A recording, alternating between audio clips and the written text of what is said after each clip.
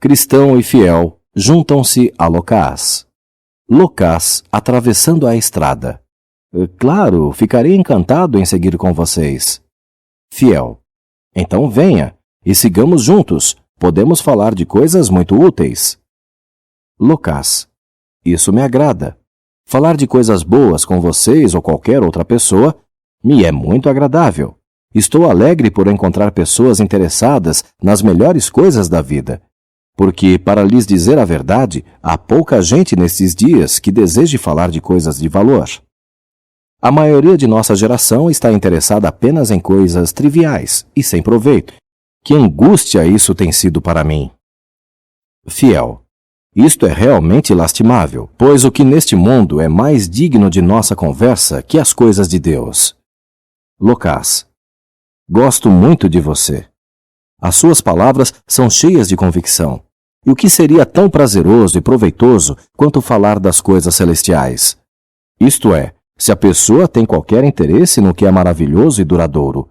Por exemplo, se a pessoa gosta de discutir história ou os mistérios da vida, ou se lhe agrada pensar em milagres, onde acharia registros tão fidedignos e tão maravilhosamente relatados como nas Sagradas Escrituras? Fiel. Isso é verdade. Mas ser beneficiado por essas coisas deveria ser o nosso alvo. Locás. É o que digo.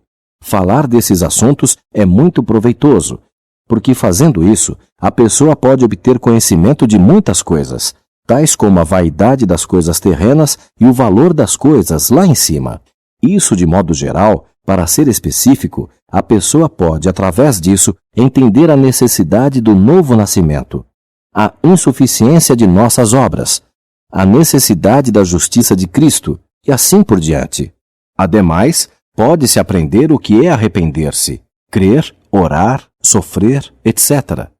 E pode-se ainda conhecer as grandes promessas e consolações do Evangelho, para o próprio conforto, aprender a refutar as falsas doutrinas e opiniões, a defender a verdade e até a instruir o ignorante.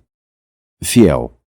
Tudo isto é verdade, e alegra-me ouvi-lo dizer tais coisas. Locás. Ai de mim! A falta delas é a causa de tão poucos compreenderem a necessidade da fé e da obra da graça no coração, a fim de ter vida abundante e de tantos viverem ignorantemente nas obras da lei, pelas quais ninguém pode ganhar o reino do céu. Fiel. Sim, mas o recebimento dessas coisas é dom de Deus. Ninguém as alcança por esforço humano, ou apenas por falar delas. Locás. Disso eu sei muito bem. Ninguém pode receber nada, a não ser que lhe seja dado de cima. Tudo é pela graça, não por obras. Eu poderia dar-lhe 100 passagens da Escritura que comprovam isso. Fiel. Bem, então o que devemos discutir desta vez? Locás. Qualquer coisa que você deseje. Falarei de coisas celestiais ou terrenas, morais ou espirituais, sagradas ou profanas, passadas ou futuras, estrangeiras ou da pátria, essenciais ou circunstanciais, contanto que tudo seja feito de modo proveitoso. Fiel, pensando um instante em que tipo de pessoa seria Locás, enquanto este subia devagar. Alcançando o cristão, que estava alguns passos à frente, falou-lhe: que companheiro corajoso e bem informado nós temos! Certamente será um excelente peregrino. Cristão sorrindo modestamente. Este camarada, com a língua que tem, desencaminhará aqueles que não o conhecem. Fiel. Você o conhece então? Cristão. Se o conheço? Sim, melhor que ele mesmo. Fiel. Por favor, diga-me que espécie de pessoa ele é. Cristão. Seu nome é Locás, e ele é de nossa cidade. Estou surpreso por você não o conhecer, embora a nossa cidade seja grande. Fiel. De quem ele é filho e onde mora? Cristão. Ele é filho de um tal Falabem. Mora na Travessa Tagarelice, e é conhecido como o Locás da Travessa Tagarelice. Não obstante o seu amplo vocabulário, a sua loquacidade e a sua língua lisonjeira, ele é um companheiro lamentável. Fiel. Bem, mas parece ser verdadeiro. Cristão. Sim, fora de casa, para aqueles que não o conhecem bem. como os quadros de alguns artistas que parecem melhores à distância. Fiel: mas você sorriu, o que quase me levou a pensar que estivesse zombando. Cristão: Deus me livre de zombar deste homem ou de quem quer que seja. Talvez não devesse ter sorrido, mas eu estava sorrindo apenas de sua elevada opinião sobre ele. Longe de mim acusar falsamente alguém. Contudo, dir-lhe-ei que espécie de companheiro é ele. Ele é para qualquer tipo de companhia e de conversa. Orgulha-se de ser adaptável. Como um camaleão, muda a cor cada vez que muda de ambiente. Pode conversar tão facilmente numa taberna como está conversando com você. E quanto mais ele bebe, mais conversa. A religião pura não tem lugar em seu coração, em sua casa ou em seu viver diário. A sua religião está apenas na língua. Ele usa a religião como conversa de passatempo e entretenimento. Fiel: é mesmo? Então estou muito enganado com ele. Cristão: você está enganado se achar que ele é um grande peregrino. Lembre-se do provérbio: dizem e não praticam. Porque o reino de Deus não consiste em palavras, mas em virtude. Quando ele fala de oração, arrependimento, fé e novo nascimento, não está falando de sua experiência pessoal, mas meramente repetindo o que ouviu. Já estive em sua casa e já observei tanto no lar quanto fora dele, e sei do que estou falando. O seu lar é tão vazio da religião de Cristo quanto uma clara de ovo é sem sabor. Em sua vida não há sinal de arrependimento ou devoção. Ele é uma mancha e uma vergonha para o cristianismo diante de todos os que o conhecem. O nome de Cristo é escarnecido em toda a cidade por causa dele.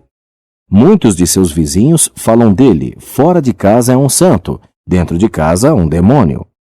A família dele também pensa assim. Ele é rude, desagradavelmente grosseiro, com o temperamento de uma serra circular e a língua de um escorpião. Quando se ira, é capaz de xingar a própria mãe. As pessoas que são obrigadas a lidar com ele afirmam que é mais fácil lidar com um criminoso. Se possível, ele irá além do que iria um escroque para enganar, trapacear e defraudar. Contudo, com a sua própria segurança, ele dá um jeito de permanecer dentro dos limites da lei. Ademais, ele está levando os filhos a seguir-lhe os passos, e se ele descobre que um deles está manifestando uma consciência sensível, xinga-o de cabeça dura, estúpido, tolo e medroso. Da minha parte, sou da opinião de que ele, por sua vida perniciosa, tem levado muitos a tropeçar e a cair, e a menos que Deus impeça, será a ruína de muitos mais. Fiel: bem, cristão, eu sou obrigado a acreditar em você, não apenas porque diz conhecê-lo, mas porque sei que você é verdadeiro. Não acho que diria essas coisas com má intenção. Creio serem reais e sei que você acha bom os companheiros peregrinos tomarem conhecimento delas. Cristão: se eu não o conhecesse há mais tempo, poderia ter tido dele a mesma ideia que você teve a princípio.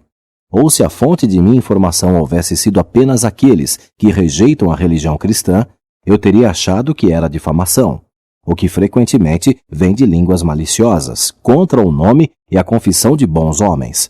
Mas por todas estas coisas, sim, e muitas mais igualmente más, posso provar por meu conhecimento que ele é culpado.